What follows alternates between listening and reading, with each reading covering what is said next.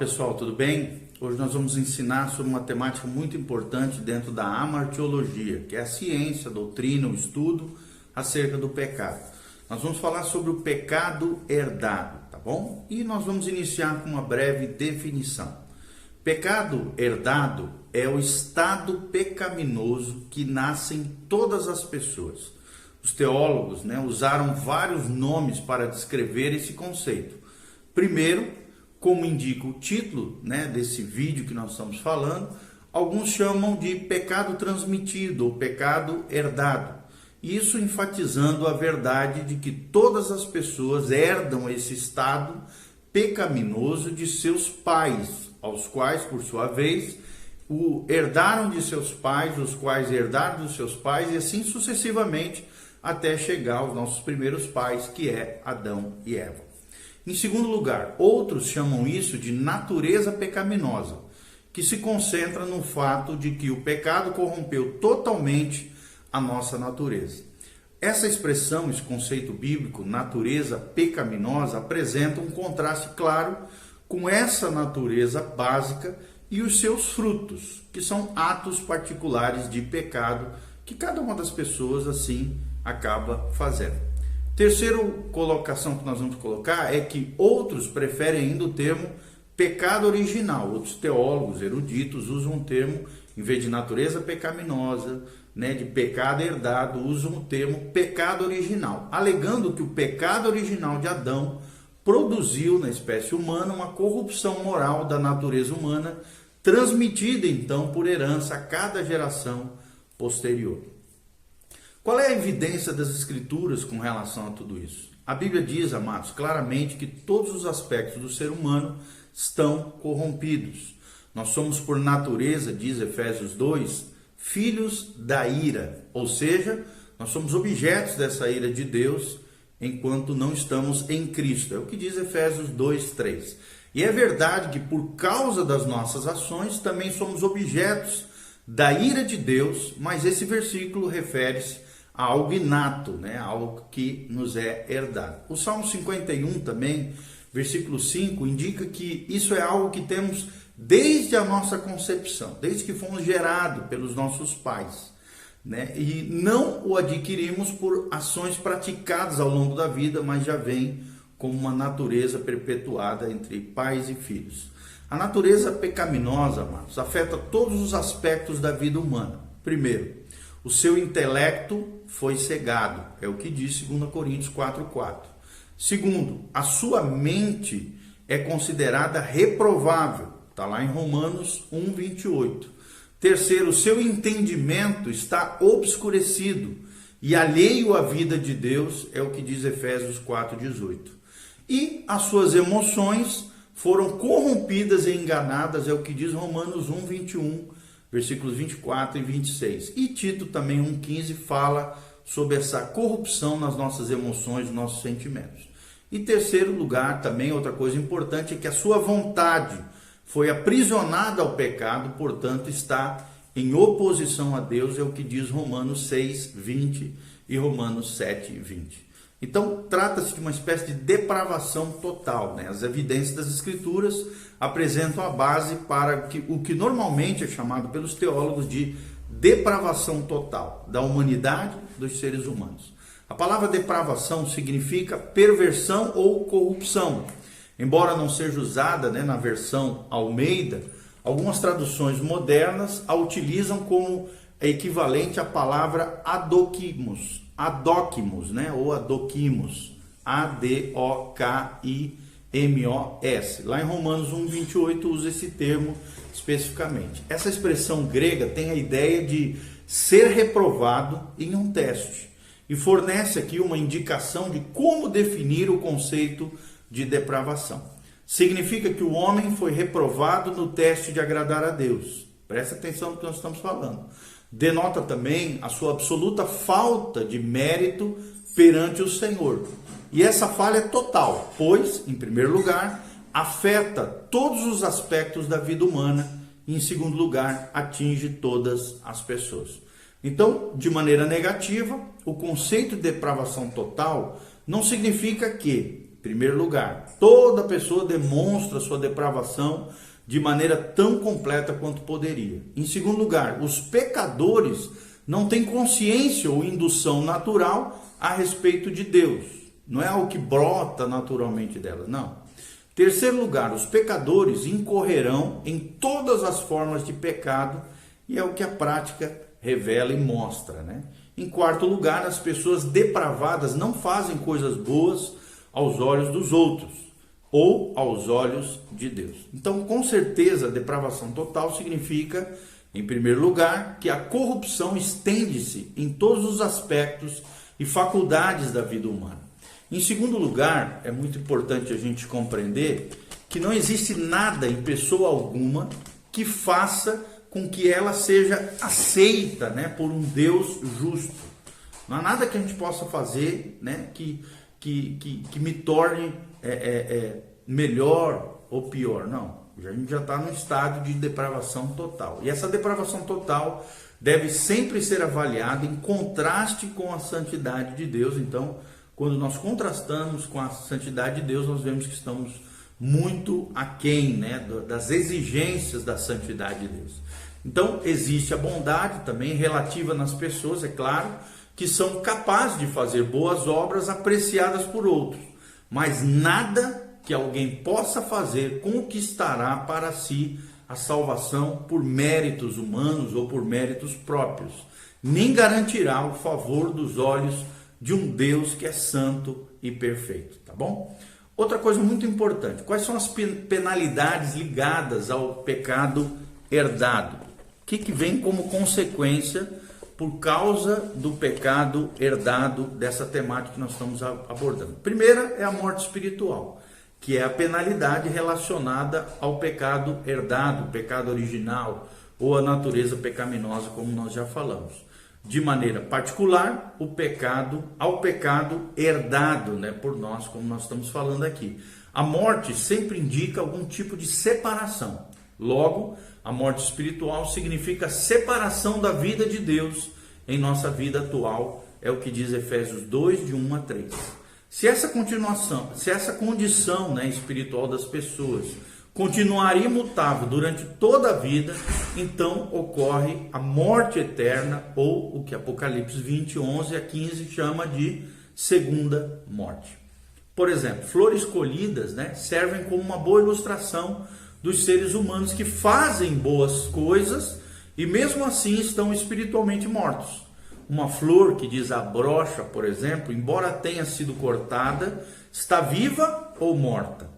Aparentemente parece que está viva, né? No início ela parece bonita, né? Tem cheiro bom, junto com outras flores, pode até ornar a mais bela casa, a igreja, um evento que você está fazendo, parece estar viva, tem utilidade, mas na verdade ela já está morta porque foi desligado da planta, foi separada da vida que estava na planta que a produziu. Então, a essa altura, nossa ilustração termina, pois não é possível dar a essa flor vida nova e eterna, algo que somente Deus é capaz de fazer por todos aqueles que creem em Jesus Cristo como Senhor. Outra coisa muito importante, além dessa ilustração da flor, né, que foi arrancada da planta, é a questão da transmissão do pecado herdado. O próprio título, né, já indica como o pecado original é transmitido de uma geração para outra e para a seguinte geração, né, e assim sucessivamente. Nós herdamos o pecado de nossos pais, como eles os herdaram dos seus pais, e tem sido assim desde Adão e Eva. Após eles terem pecado, só seriam capazes de procriar e de gerar criaturas em iguais condições, ou seja, seus filhos eram pecadores desde o nascimento.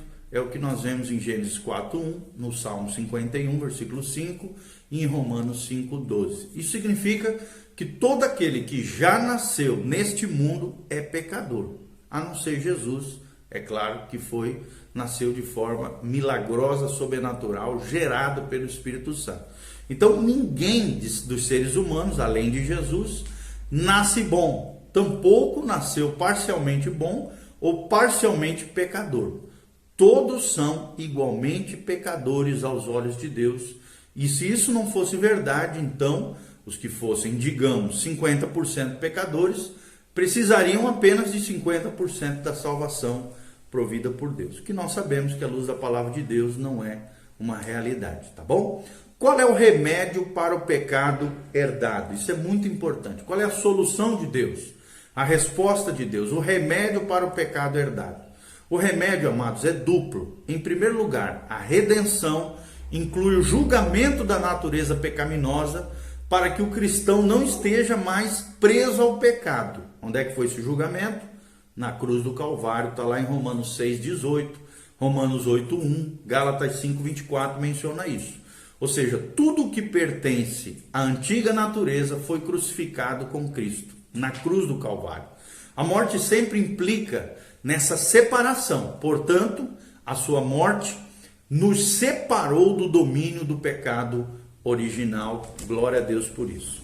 Em segundo lugar, irmãos, no entanto, a antiga natureza, a natureza pecaminosa, não é erradicada até a ressurreição dentre os mortos. Por isso, Deus concedeu o seu Espírito Santo para nos dar vitória sobre o pecado em nossa vida diária. Ok? Estamos separados do domínio do pecado pela morte de Cristo e livres de seu domínio pelo poder do Espírito Santo e da graça de Deus nas nossas vidas. Louvado seja o nome do nosso Senhor, né? Esse Deus maravilhoso que na cruz do Calvário fez essa obra linda por mim e por você.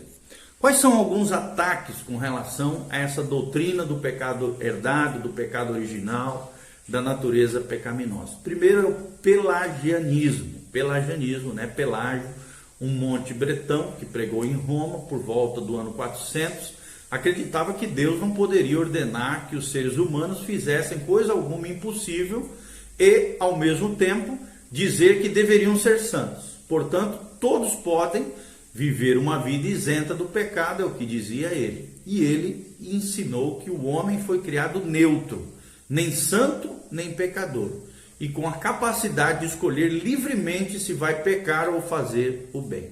Ou seja, para ele, todos nasceram na mesma condição de Adão, antes da queda. Porém, agora o homem vive com um mau exemplo de Adão, para que ele, de maneira alguma, Adão transmitisse, né, essa natureza pecaminosa ou a culpa pelo pecado à sua descendência, é o que dizia Pelágio. O homem possui vontade própria, dizia ele, e o pecado é consequência dos atos da vontade humana.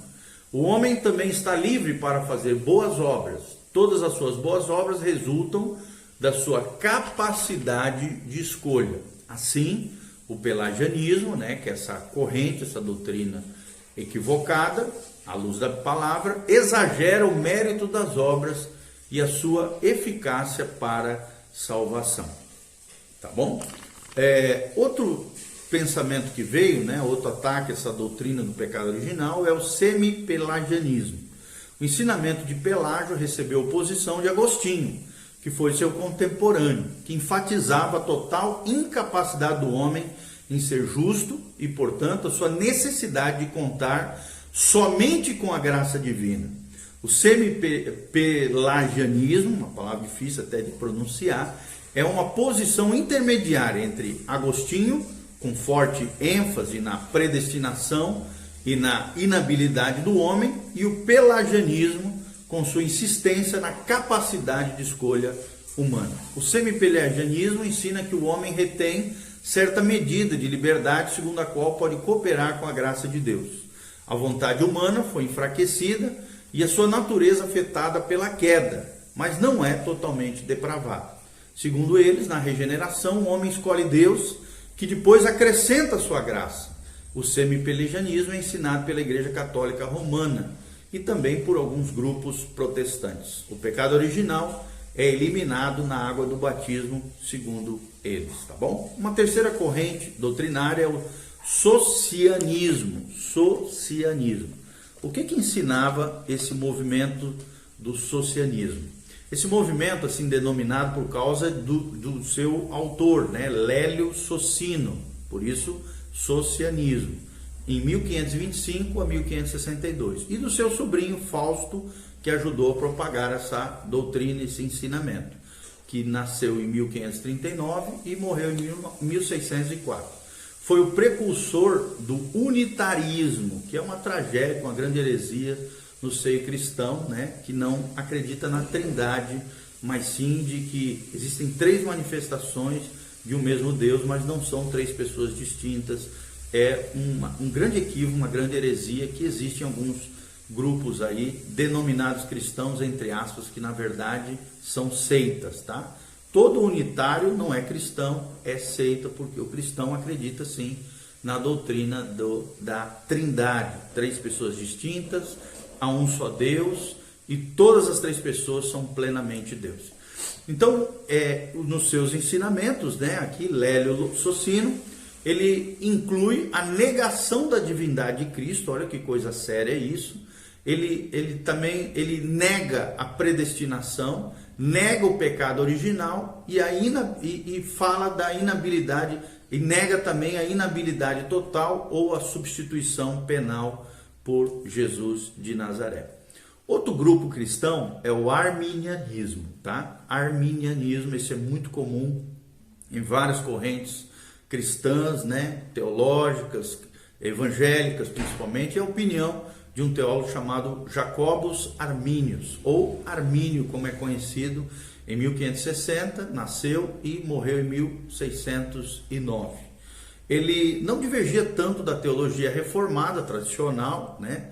Mas foram seus sucessores que aumentaram essa distância entre esse conceito do pecado original. O arminianismo ensina que Adão foi criado inocente, mas não em estado de santidade. O pecado é um ato da vontade, herdamos essa poluição de Adão, mas não a culpa ou uma natureza pecaminosa. O homem não é totalmente depravado, o homem tem a capacidade de fazer o bem e de se conformar à vontade de Deus em sua vida para ser perfeito. E a vontade humana é uma das causas da regeneração.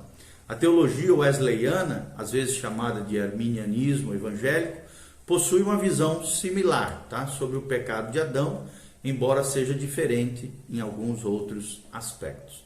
E existe também um outro posicionamento teológico, que é a neo-ortodoxia, ou a ortodoxia nova, né? Atual, liberal, vamos dizer assim. Em geral, a neo-ortodoxia leva o pecado muito a sério. Ele é definido como algo que traz com que nos voltemos para nós mesmos e não para Deus. Contudo, o relato do pecado de Adão em Gênesis 3 não é visto como um fato histórico que ocorreu em um tempo e um lugar determinado.